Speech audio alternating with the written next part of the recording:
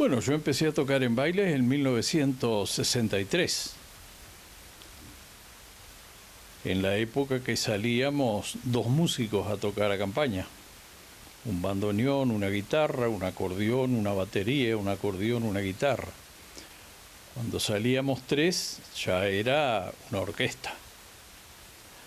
Y después, bueno, como todas las cosas, sin amplificación en aquellos tiempos, porque no había.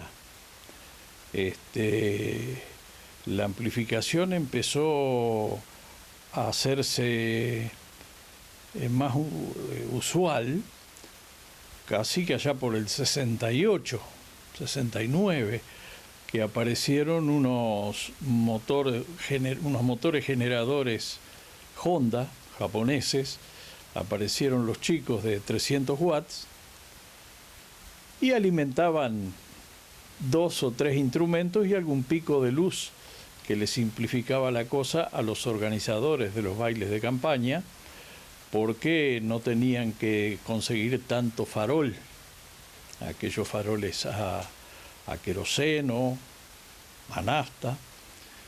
Entonces, era otro mundo, era otro Uruguay, y por supuesto era otra música y otros músicos y otra historia. Uno de los créditos que tienen Melo y Cerro Largo a nivel nacional es de haber tenido baile todos los días. ¿Qué se habla de eso? ¿Había tantas orquestas como para poder cumplir?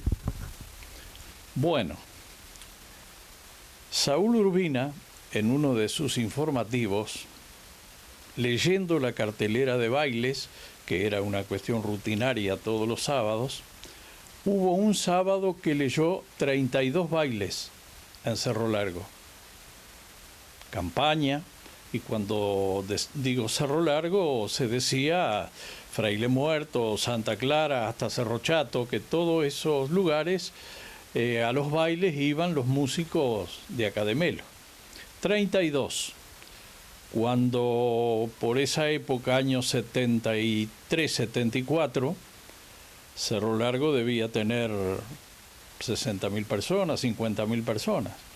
Montevideo tenía 1.700.000 y tenía 3 o 4 bailes.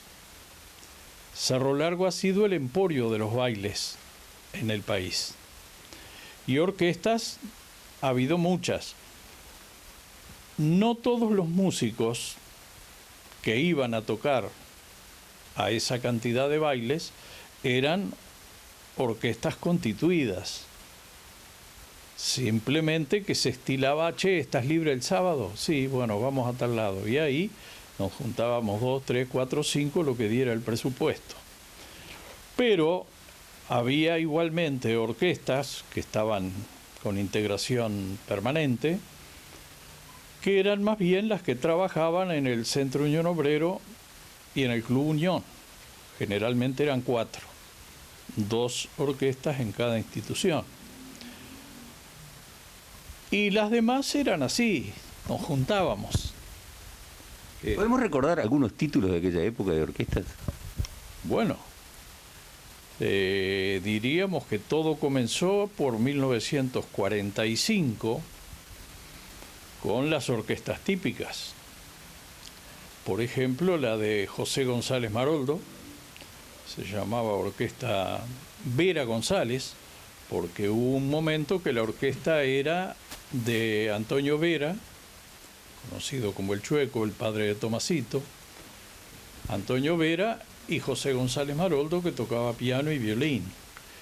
Y constituyeron una orquesta que tuvo mucho prestigio, no solo acá, en Río Grande del Sur, casi que en todo el estado, ellos hacían bailes en forma permanente, era una orquesta típica, con 2 bandoneones, 2 violines, piano, cantores, en fin, una orquesta de 8 músicos, donde también tocaba a veces Emir Pica el piano. Ahí comenzó el tema de las orquestas y las instituciones que trabajaban con orquestas típicas, tanto el centro como el club. En el Club Unión también hubo otra cantidad de músicos, pianistas, bandoneonistas. En mi libro de Historia de la Música Popular en Melo, están todos nombrados. Es una cantidad tan grande que de memoria así y medio de sopetón, no los recuerdo a todos. ¿Cuándo surge Arcoíris? Porque Arcoíris tiene mucho que ver en la historia y en la vida de Gregorio Duarte. Sí. Yo anduve tocando en distintas formaciones hasta que en el año 72 armé una barra que se llamó Calibre 38.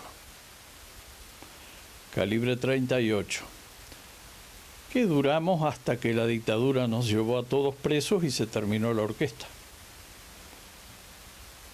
En el 73 armamos Arcoíris, entre otros con Robert García, aquella misma estampa que la vieron recién allí en aquella fotografía.